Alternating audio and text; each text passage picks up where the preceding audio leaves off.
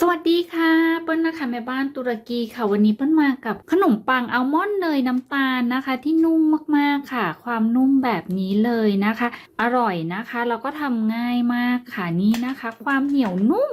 วิธีทำไม่ยากเลยค่ะแต่ก่อนจะไปชมวิธีทำนะคะอย่าลืมกดติดตามนะคะจะได้ไม่พลาดวิดีโอใหม่ๆค่ะเดี๋ยวเราไปชมวิธีทำกันเลยนะคะไข่ไก่นะคะเราจะใช้แค่ครึ่งฟองนะคะใช้ไข่ไก่1 ฟองค่ะตีให้เข้ากันดีค่ะจากนั้นใส่ลงไปครึ่งหนึ่งหรือประมาณ25 กรัมค่ะนมค่ะน้ำตาลทรายเกลือยีสต์จากนั้นผสมให้ทุกอย่างเข้ากันค่ะให้เกลือและน้ำตาลทรายละลายดีแป้งทำขนมปังค่ะแป้งสาลีอเนกประสงค์นมผงสำหรับทำเบเกอรี่สามารถใช้ Coffee Mate แทนได้นะคะ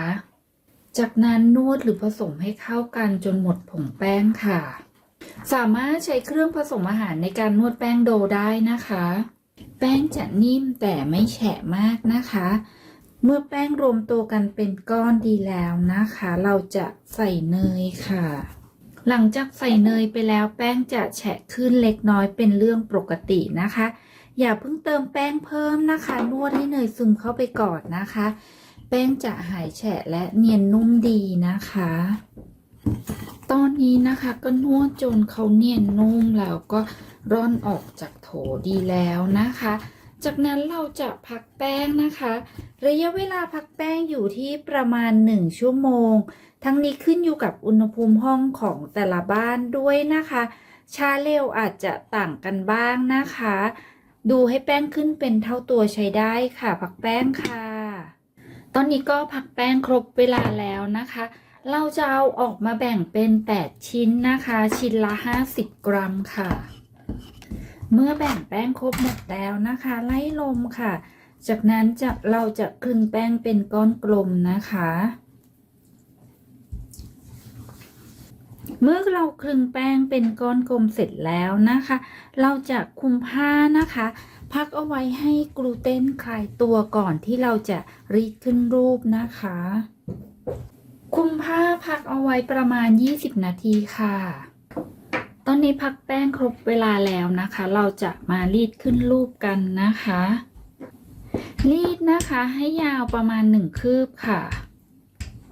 จากนั้นเราจะตัดเป็น3 เส้นนะคะแล้วเดี๋ยวเราจะถักเปียแบบนี้นะคะเราถักเปียค่ะเก็บไปให้สนิทดีนะคะจะได้แบบนี้นะคะจากนั้นวางเรียงบนถัดอบค่ะตอนนี้ก็ขึ้นรูปเสร็จหมดแล้วนะคะทั้ง8 ชิ้นนะคะจากนั้นเราจะพักให้แป้งขึ้นเป็นเท่าตัวนะคะระยะเวลาพักแป้งอยู่ที่ประมาณ1 ชั่วโมงนะคะทั้งนี้ขึ้นอยู่กับอุณหภูมิห้องของแต่ละบ้านด้วยนะคะดูให้แป้งขึ้นเป็นเท่าตัวใช้ได้ค่ะพักแป้งค่ะ